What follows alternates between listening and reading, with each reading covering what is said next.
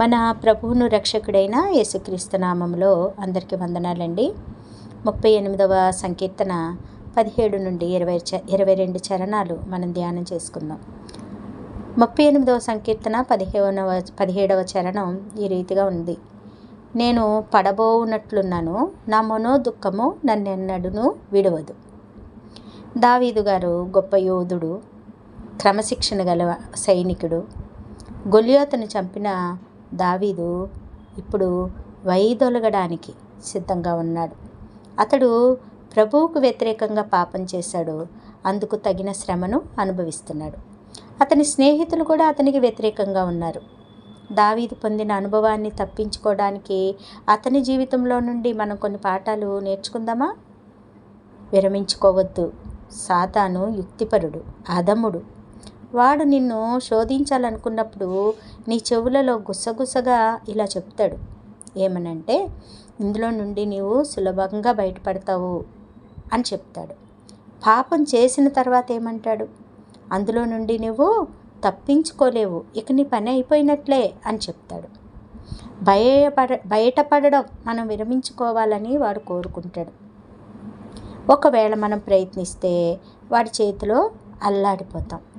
మనం దేవునికి చెందిన వారమని, దేవుడు మనకు సహాయం చేయగలడనే సంగతి మనం మర్చిపోతున్నాం. తన కుమారుడు తొట్టిల్లినప్పుడు భూ సంబంధమైన ఏ తండ్రి అతన్ని నిరాకరిస్తాడు? పైగా ఆ తండ్రి ఏం చేస్తాడు? ప్రేమతో తన కుమారుని చేర్చుకొని, వాడిని ఎత్తుకొని, ఆదరించి, వాని గాయాలను కడిగి, వాడు మరలా నడవడానికి సహాయపడతాడు.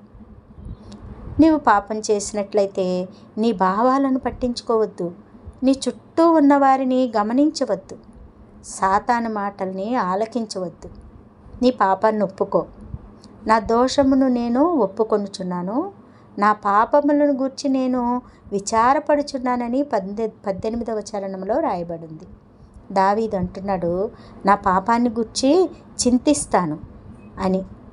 దీని పర్యవసానాలను బట్టి ఆవేదన చెందుతాను అని చెప్పలేదు. నేను చేసిన పాపాన్ని బట్టి నేను దుఃఖిస్తున్నాను అని చెప్పాడు. ప్రభునందు విశ్వాసముంచు. యెహోవా నన్ను విడవకుము, నా దేవా నాకు దూరముగా ఉండకుము, రక్షణకర్తవైన నా ప్రభువా నా సహాయమునకు త్వరగా రమ్ము అని 21, 22 చరణాల్లో వ్రాయబడింది కదా. దేవుడు నిన్ను విడనాడడు. ఆయన నిన్ను విడనాడలేడు. ఆయన నిన్ను తనవానిగా చేసుకున్నాడు. ఆయన నిన్ను కొన్నాడు. ఆయన నిన్ను సృజించాడు. ఆయన నీలో నివసిస్తున్నాడు. ఆయన నీ వద్దకు వచ్చి నిన్ను స్థిరపరచడానికి అనుమతించు. ప్రార్థన చేసుకుందామా? మహాపరిశుద్ధుడును మిక్కిలి ప్రేమ కలిగిన మా పరలోకపు రాజా, నాయన, ఈ యొక్క సమయంలో ప్రభా మేము మీ సన్నిధానమునికి వస్తున్నాము. మా దోషములు, మా పాపములు ఒప్పుకుంటున్నాము.